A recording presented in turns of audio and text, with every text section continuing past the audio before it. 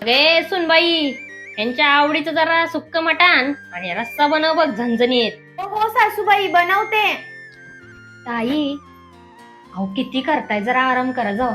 नको अगं, असं पण खूप कामं आहेत. ती आधी आवरते आणि मग बघू. अहो ताई, बरं ते सगळं जाऊ देत.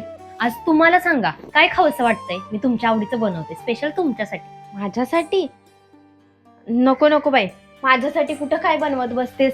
अगं आधीच मामांजींना ते मटण आणि सूप बनवायचंय आणि ह्यांनी सांगितलंय मला पनीरची भाजी खायची, ते पण आजच.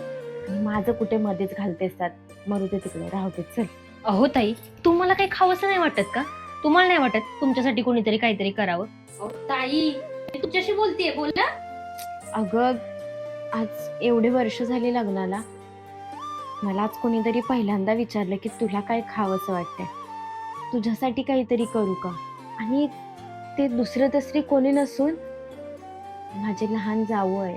अहो हो ताई, जी सगळ्यांचा विचार करते आणि तिच्या मनाचा विचार कोण करणार हो? म्हणून मी आज तुम्हाला विचारलं.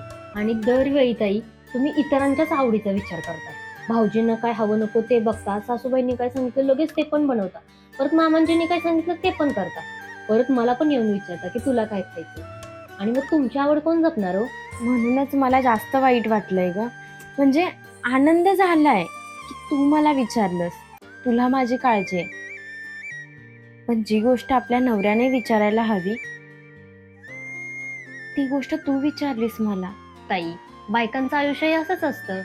सासरी नवरा आणि माहेरी जर भाऊ चांगला असेल ना, तर आपलं आयुष्य स्वर्गापेक्षा पण सुंदर बनतं. अगं भाऊ आणि नवरा कसा आहे हे मला माहीतच आहे दीप्ती, पण माझी काळजी घेणारं, मला कोणीतरी हक्कानं विचारणारं की तुला काय हवंय का असं म्हणणारी माझी लहान बहीण मिळाली, मला मैत्रीण मिळाली, आणि तेही तुझ्या रूपात मिळाली.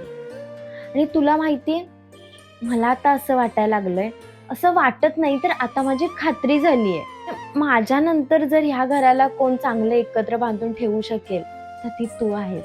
ताई, कशाला उगाच हरभऱ्याचं झाडावर चढवताय?